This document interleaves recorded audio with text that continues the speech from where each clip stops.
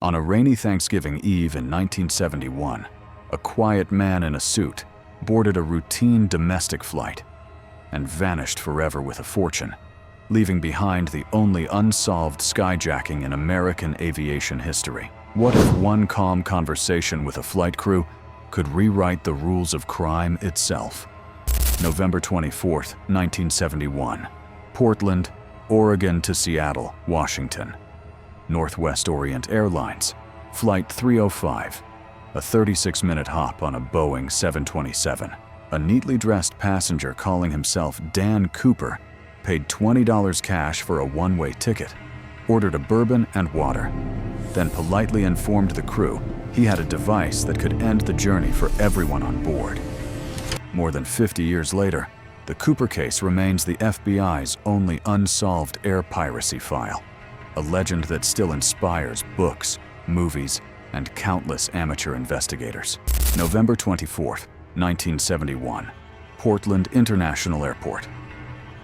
A man in his mid-40s, dark suit, narrow tie, carrying a briefcase and a paper bag, checks in at the Northwest Orient counter under the name Dan Cooper. Shortly after takeoff, he passes a note to flight attendant Florence Schaffner sitting nearby. She assumes it's a phone number and slips it into her pocket unread. He leans over and whispers, "Miss, you'd better look at that note. I have a bomb." 3:00 p.m. PST, cruising altitude. The note, written in neat capitals, demands $200,000 in $20 bills, 4 parachutes, and a fuel truck waiting in Seattle. He opens the briefcase just enough to show wires and red cylinders. The pilot radios Seattle. The airline president authorizes full cooperation. Passengers remain unaware. Most think the delay is weather-related. 5:45 p.m. Seattle-Tacoma Airport. The plane lands. Cooper keeps the crew on board, while a bank runner delivers the ransom.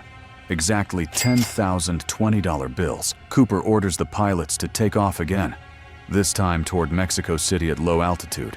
Slow speed, flaps down, rear stairs lowered. 7:40 p.m.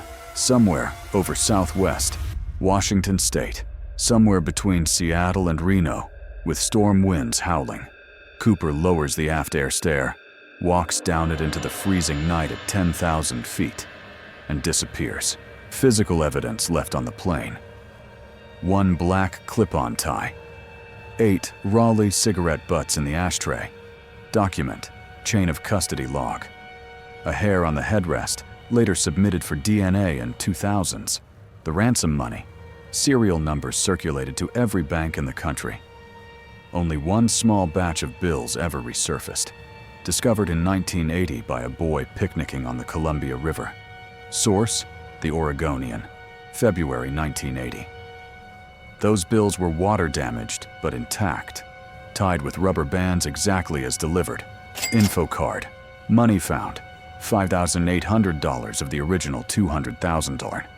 Investigators initially believed Cooper perished in the jump. Minus 10-degree wind chill, rugged wilderness below. No proper clothing. Yet no body, no main parachute, and almost none of the money ever appeared. Some researchers argue a skilled operator could survive. Others point out the civilian parachutes delivered had no training ripcords, and one was a non-functional dummy sewn shut for training. Dummy parachute? Intentionally inoperable for classroom use, only witness descriptions of the suspect vary slightly. Mid-40s, olive skin, possibly speaks with a slight accent, calm under pressure. Composite sketches exist, but no clear match has ever been confirmed.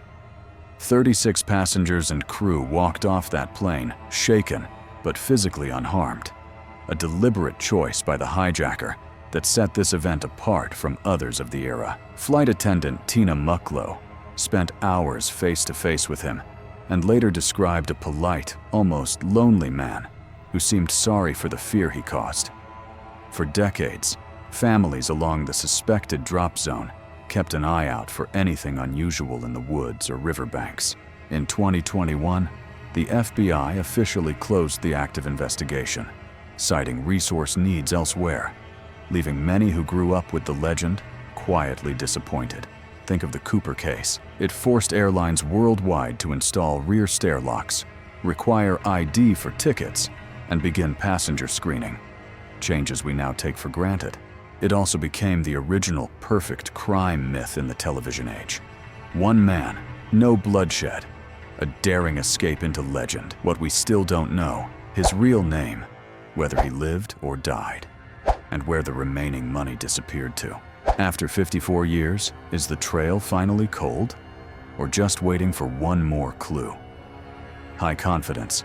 No new major physical evidence will surface without deliberate new searches of specific river or forest areas. Medium confidence.